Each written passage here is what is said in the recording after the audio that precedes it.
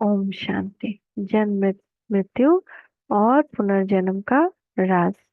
जन्म मृत्यु और जन्म का ये चक्र परम कल्याणकारी है और ड्रामा के सफल मंचन के लिए ये अति आवश्यक है। मृत्यु आत्मा को प्रकृति का परम वरदान है जो अज्ञानता और मोहवश अभिशाप बन गई है। मृत्यु परम वरदान है।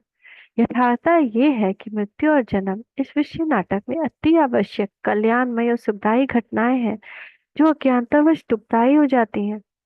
मृत्यु और जन्म ही आत्मा को पुराना वस्त्र त्याग कर नया वस्त्र धारण करने का आधार है। नया कपड़ा पहन के कभी भी लगेगा हमको कि नया क्यों पहने, नया कपड़ा पहन करके दुखी होंगे।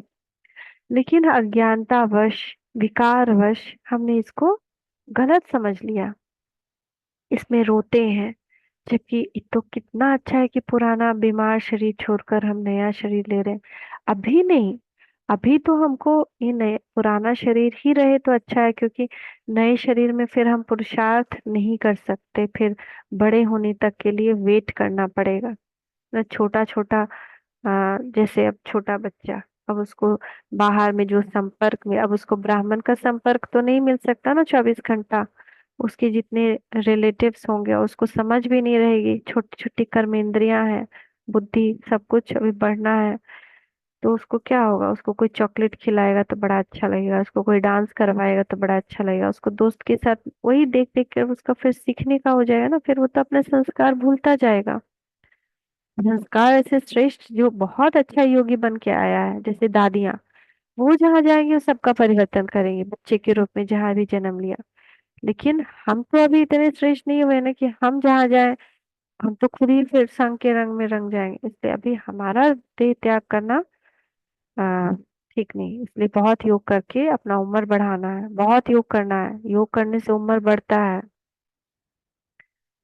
तो इसीलिए, लेकिन ऐसे आत्म मृत्यु क्या है, एक सुंदर घटना है जहाँ हम नया शरीर लेते हैं, पुराना जर्जरीभूत शरीर से मुक्ति पाते हैं। तो एक वस्त्र बदलने जैसा है। तो मृत्यु और जन्म ही आत्मा को पुराना वस्त्र त्याग कर नया वस्त्र धारण करने का आधार है। पुनर्जन्म तो ड्रामा में पार्ट बजाने के लिए वस्त्र बदलने जैसा ही, लेकिन गीता में भी ऐसा ही वर्णन किया गया है। परमात्मा तो कभी गर्भ से जन्म नहीं लेते, परंतु और सभी आत्माएं शरीर धारण करती हैं और पुनर्जन्म लेकर पाठ बजाते हैं। इसीलिए गीता में नष्टो मोह का उपदेश दिया गया है कि देह की यथार्थता को जानकर इस देह से भी मोह निकाल देंगे तो अपनी देह के त्याग या दूसरे के देह त्याग से दुखी नहीं होंगे। जन्म और मृत्यु ही आत्माओं को अन्य आत्माओं के साथ हिसाब किताब बनाने और चुकतो करने का आधार बनता है। अंतर्दृष्टि से देखें तो मृत्यु और जन्म इस मृत्यु लोक में भी किसी की खुशी का आधार बनता है तो किसी के दुख का आधार बनता है ना। एक तरफ किसकी मृत्यु हुई, इधर सब रो रहा है, लेकिन जिधर वो आत्मा गई उधर तो सब खुश हो रहा है ना। अभी जो छोटा बच्चा यहाँ जन्म लिया, यहाँ सब खुश हो रहे हैं, लेकिन जहां से वो छोड़कर आया होगा वहां तो सब रो रहा होगा। तो एक तरफ खुशी है तो एक तरफ दुख है।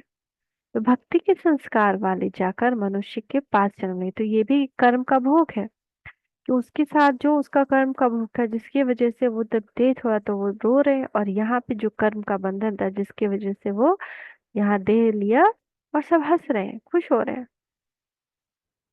तो भक्ति के संस्कार वाले मनुष्य जाकर के भक्ति वाले जाकर के मनुष्य के पास जन्म लें, ज्ञान के संस्कार वाले नई दुनिया में जाकर जन्म लें। यह भी जरूर है कि तुम हो ब्राह्मण हो, तुम ब्राह्मण कुल में ही जन्म लेंगे, न शूद्र कुल में न देवताओं के कुल में। यह ज्ञान बुद्धि में चक्कर लगाना चाहिए। साथ साथ बाबा को भी याद करना, ये जो ज्ञान है ना ये चलता रहे चलता रहे, तो हमारा अगर पुनर्जन्म भी हुआ तो ब्राह्मण में होगा, नहीं तो अगर हम शुद्धता को सोचते हुए जीवन को समाप्त हो मेरा हुआ, शुद्र संबंधियों को सोचते हुए या शुद्र बातों को सोचते हुए, तो हमारा जन्म फिर शुद्र कुल में होगा। तो साकार बाबा 10-10-1968। Thank you Baba, thank you, शुक्रिया बाबा, शुक्रिया। ओम शांति।